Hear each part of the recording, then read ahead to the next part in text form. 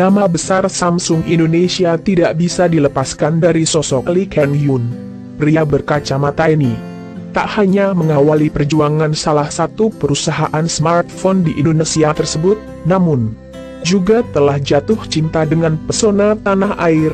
Dilansir dari berbagai sumber, Aircancy berhasil mengumpulkan berbagai fakta menarik tentang Lee Ken Hyun.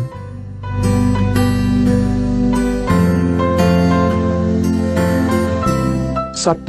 Jatuh cinta pada Indonesia sekaligus pada Islam.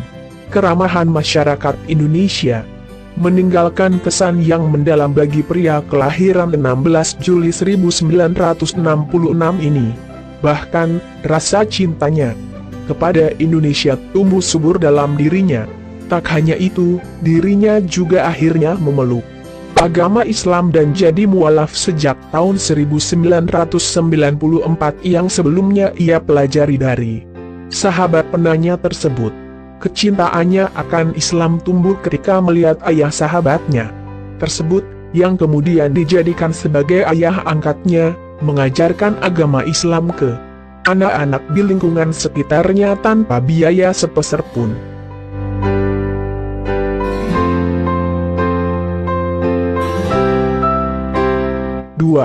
Pelopor Samsung Indonesia.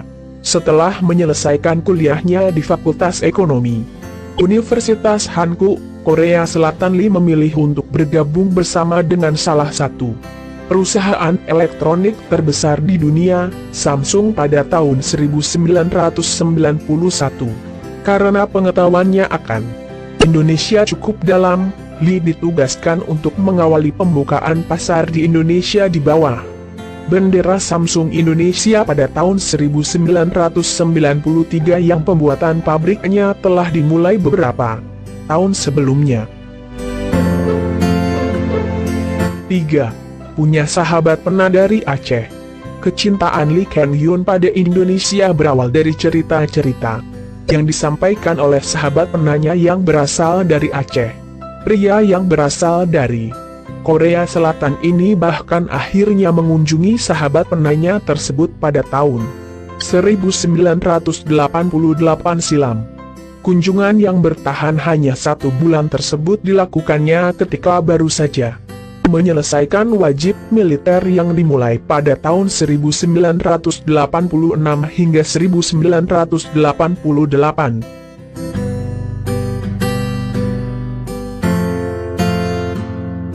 4. Temukan tambatan hati di Indonesia.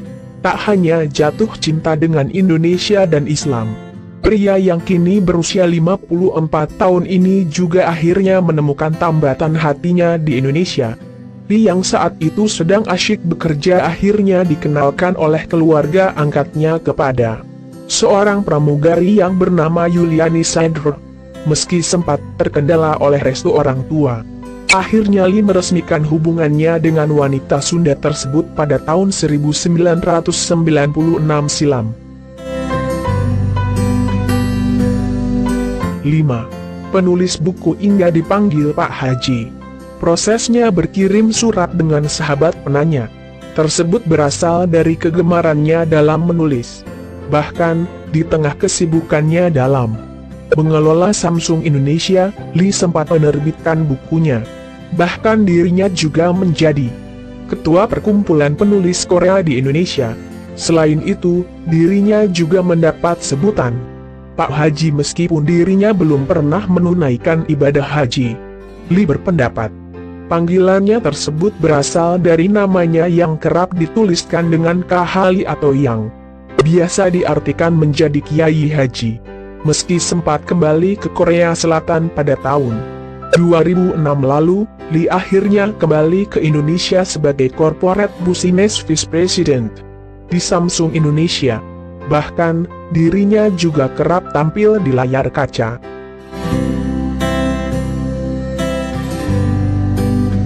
Itulah tadi beberapa fakta menarik dari Lee Ken Hyun, bos Samsung Indonesia yang tak disangka adalah seorang mualaf.